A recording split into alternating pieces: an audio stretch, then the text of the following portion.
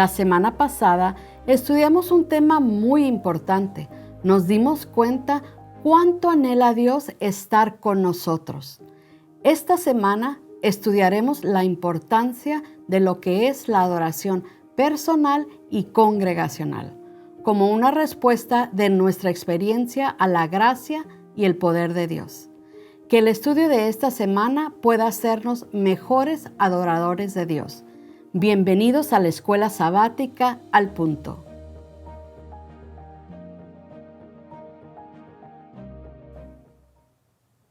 Saludos amigos, les damos la bienvenida a otro episodio de Escuela Sabática al Punto. Pastor Pereda, bienvenido. Gracias.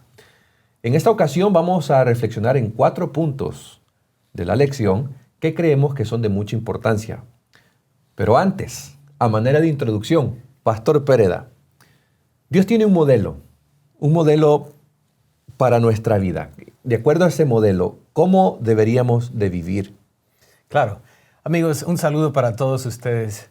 Nosotros deberíamos considerar los aspectos de Dios y lo que está en la palabra del Señor desde un punto de modelo, algo sencillo, de manera que podamos entenderlo y asimismo también podamos entender lo que es la Biblia.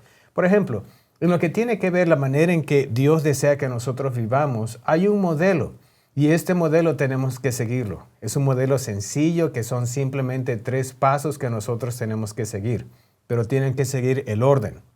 Y les digo esto porque prácticamente eso es lo que la Biblia nos dice, pero también voy a hablarles del modelo del ser humano de esta sociedad y cómo es que ha invertido el orden de Dios y eso ha provocado que más bien nos alejemos de Dios. Este es el modelo de Dios, el modelo bíblico. Número 1, nosotros tenemos que adorar a Dios. Lo primero que tenemos que hacer es adorar a Dios. Número 2 es amar a las personas y número 3 es usar las cosas, tanto lo que Dios ha creado como que lo que también nosotros creamos y hemos creado como seres humanos. Vuelvo a repetirlo. Número 1, adorar a Dios. 2, amar a las personas. Y 3, usar las cosas. Sin embargo, pastor, amigos, lo que ha pasado es que más bien como sociedad hemos cambiado ese modelo. Y el modelo humano, el modelo de la sociedad es el siguiente. Número 1, ámate a ti mismo. Número 2, usa a las personas. Y número 3, adora a las cosas. Todo lo contrario. Todo lo contrario. Y todo completamente cambiado. Y la pregunta es, ¿dónde queda Dios? Simplemente no existe. Así es de que la adoración y lo que vamos a estar hablando hoy con respecto a la adoración es sumamente importante. Muy bien. Ahora vamos a entrar al punto número 1 y vamos a tratar de analizar la siguiente idea. A más gracia, más adoración. A más gracia, más adoración. Pastor, esta experiencia de adoración, háblenos un poco acerca de esto. Claro. Y amigos, como les he comentado, esta lección fue preparada y lo que es la parte del sábado en la tarde, ahí tenemos que pasar tiempo para poder comprenderlo, de qué se trata. Y en esta parte del sábado en la tarde lo que hace es prácticamente decirnos por qué deberíamos adorar a Dios. Y uno de los párrafos que está allí en el sábado en la tarde dice de la siguiente manera. A medida que aumenta nuestra experiencia con la gracia y el poder de Dios, nuevamente la gracia y el poder de Dios, nos sentimos inspirados a preguntar junto con el salmista, ¿qué pagaré al Señor por todos sus beneficios hacia mí? La respuesta inevitable es dedicar la vida al ser a Dios. Y aparte de eso, también viene otro párrafo bien importante que dice, el pueblo del Señor se identifica con los justos y aquellos que adoran al Señor y cuya esperanza está en Él y en su amor. Así que prácticamente la adoración viene como resultado de esta interacción que hemos tenido con la gracia y el poder de Dios. Recibo y doy. Y mientras más recibo, más debemos de dar. Bueno, esto también hay que analizarlo, hay que pensarlo, pastor. Tiene que ver con la adoración personal. Recibo y mientras más recibo, yo doy. Entonces, pensemos que muchos de nosotros, me ha pasado, pastor, en los servicios de sábado, a veces llegamos con una actitud de criticones. De pronto no me gusta cómo cantaron la alabanza, no me gustó el sermón y termina el servicio y yo salgo con aquel mal sabor, insatisfecho. Es más, he escuchado a hermanos decir, ese sermón no me nutrió, no me llenó. O sea, ¿con qué clase de expectativa nosotros llegamos a la iglesia? Claro. Una de las cosas que menciona la lección y nosotros deberíamos tener bien en claro es el hecho de que la adoración colectiva, la adoración congregacional es prácticamente lo ideal. El hecho cuando estamos juntos adorando, esa es la experiencia ideal. Sin embargo, también existe la experiencia personal. Y no es que necesariamente una sea mejor que la otra, simplemente que ambas van a contribuir al bienestar de la otra. Por ejemplo, para que haya una buena experiencia congregacional, tiene que haber de antemano una buena experiencia de adoración personal.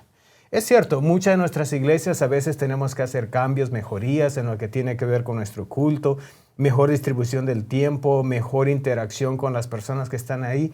Es entendible de que podamos mejorar.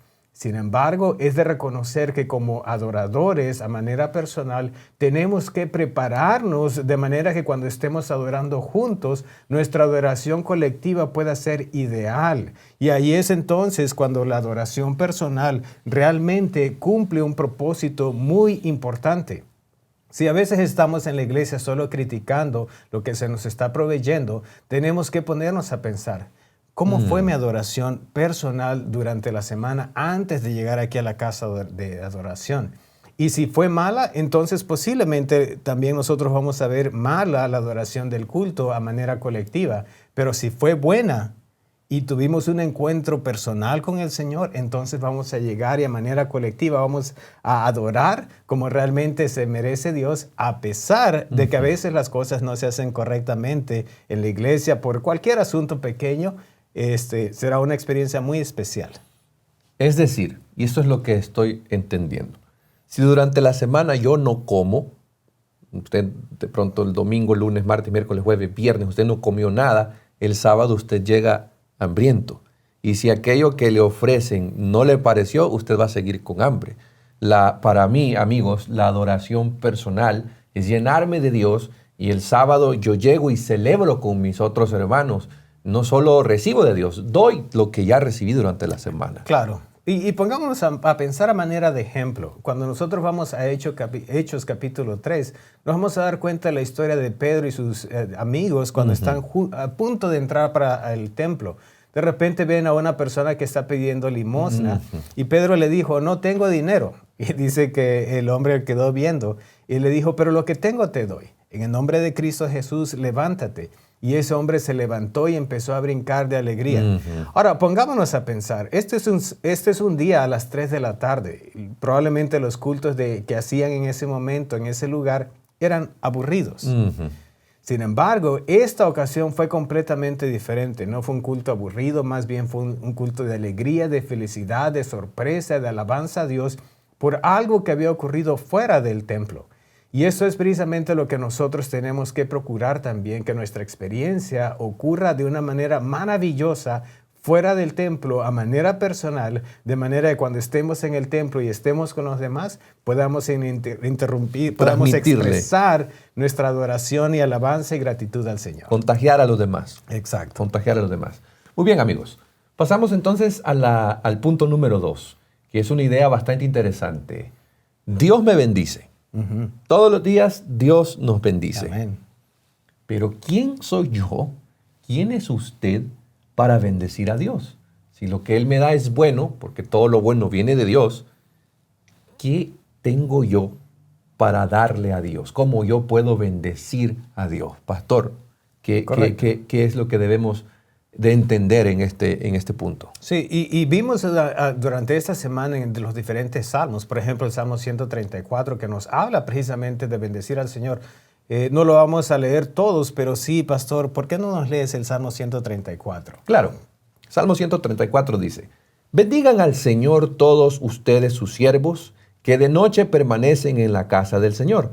Eleven sus manos hacia el santuario y bendigan al Señor. Que desde Sión los bendiga el Señor, creador del cielo y de la tierra. Ya. A pesar de que este salmo es tan corto, tiene mucho mensaje. Y una de las cosas que nosotros podemos aprender con respecto a esta palabra de bendecir, y específicamente bendecir nosotros como humanos a Dios, es el hecho de poder reconocer que no únicamente las bendiciones vienen de abajo, de arriba hacia abajo, de Dios, pero también van de aquí de abajo hacia arriba de nosotros. Y una de las cosas bien importantes con respecto a esta palabra, la palabra barak, es el hecho que esta palabra, aparte de significar adorar, alabar a Dios, también significa arrodillarse o significa rodilla. Uh-huh. Y claro, cuando utilizamos nuestras rodillas, no únicamente para caminar, pero también cuando nos arrodillamos.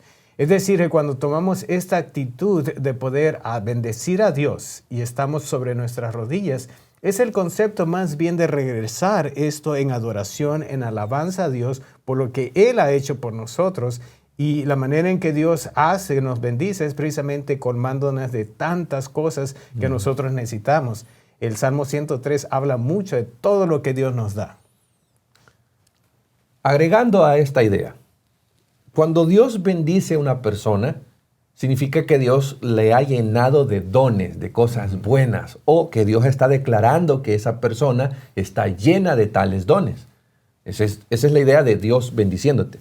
Pero cuando un hombre bendice a Dios, siguiendo la línea de arrodillarse, significa que este hombre reconoce a Dios como proveedor de esos dones buenos o de esas cosas que ha recibido. Los que son músicos se van a dar cuenta de que cuando uno quiere escribir una canción, requiere inspiración. Necesitas tener una inspiración, necesitas hacer una letra, agregarle la música. Uh-huh. Y es interesante que el Salmo 96:1 dice lo siguiente: canten al Señor un cántico nuevo. Canten al Señor habitantes de toda la tierra. Este concepto de canto nuevo, pastor, ¿cómo lo podemos explicar? ¿Cómo lo podemos entender?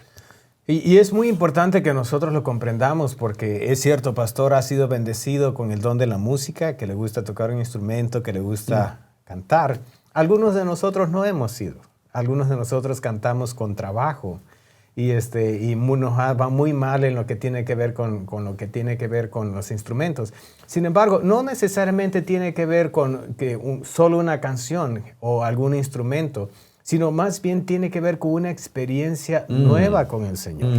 Nuevamente regresando ahí lo que dice la parte de la lección, y esto está en el día lunes, el segundo párrafo, es sumamente importante que nosotros la comprendamos, la podamos leer y entender.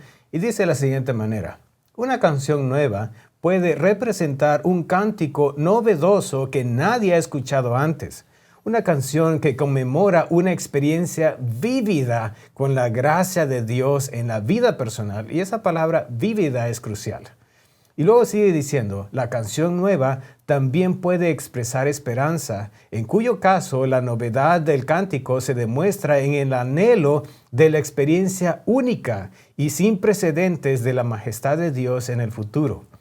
Y esto tiene mucho sentido, pastor. Y amigos, el Salmo 43, puso luego en mi boca cántico nuevo y alabanza a nuestro Dios. Un cántico nuevo, como usted acaba de decirnos, es aquel que viene o como consecuencia de una obra nueva que Dios ha hecho en nuestro favor.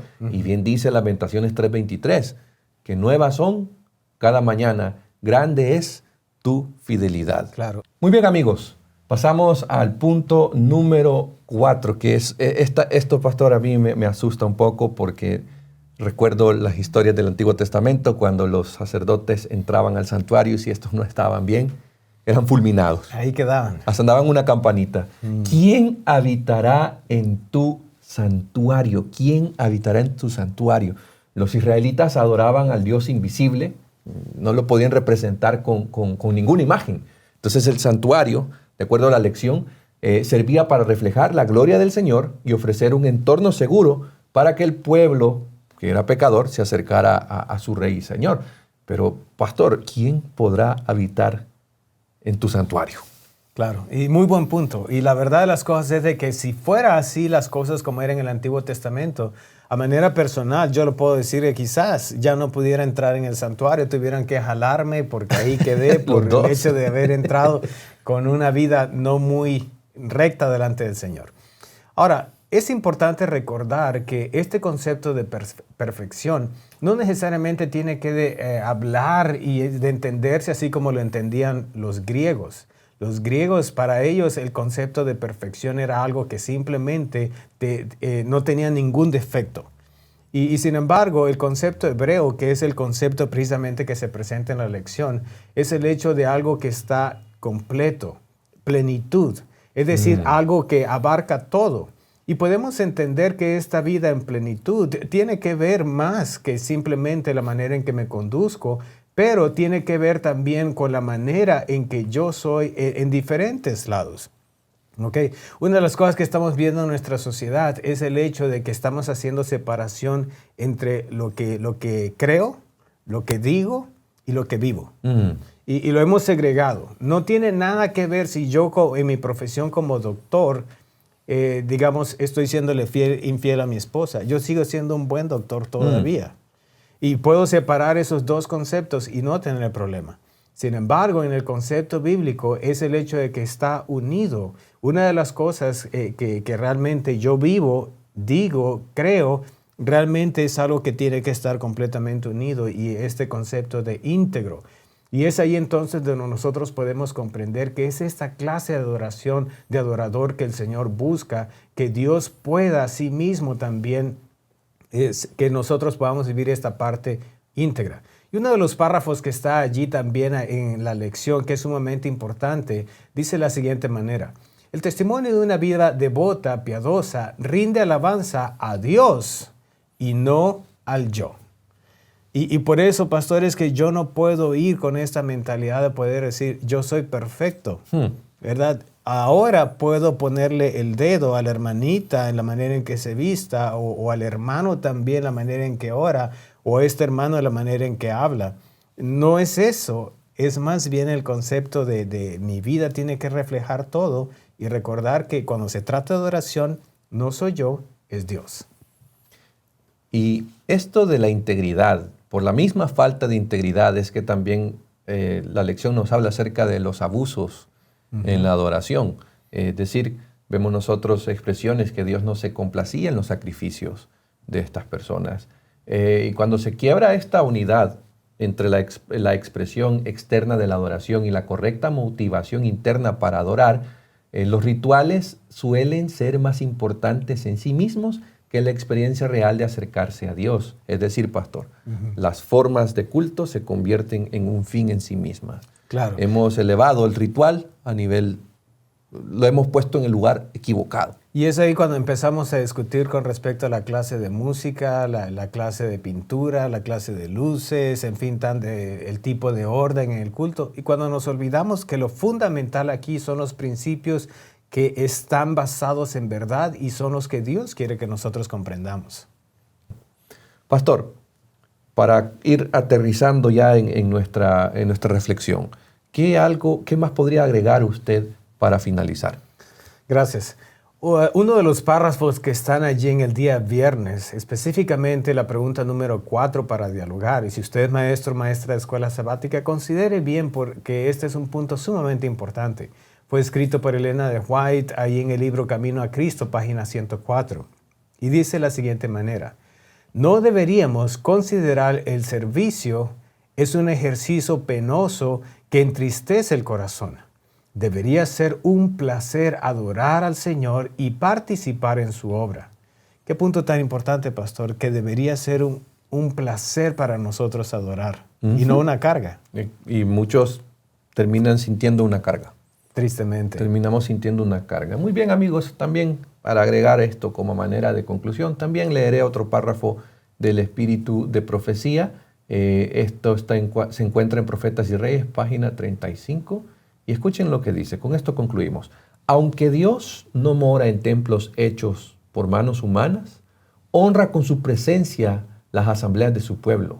Prometió que cuando se reuniesen para buscarlo, reconocer sus pecados y orar unos por otros, Él los acompañaría por medio de su Espíritu. Queridos, ha llegado la hora, ha llegado el momento donde los que adoran a Dios deben adorarlo en espíritu y en verdad, porque también el Padre tales adoradores busca que le adoren.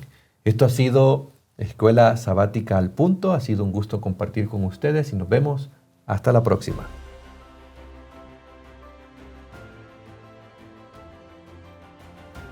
Yo sé que también usted, al igual que yo, deseamos ser mejores adoradores. No queremos llegar a nuestra iglesia solo para criticar o quejarnos. El éxito de la adoración congregacional depende mucho de nuestra experiencia personal y los salmos nos ayudan en los dos aspectos. Agradecemos al pastor Pereda y al pastor Constanza por dirigir nuestro estudio. Comparta este canal con otras personas, dele me gusta y déjenos un comentario para saber desde dónde nos sigue. Nos vemos en el próximo segmento.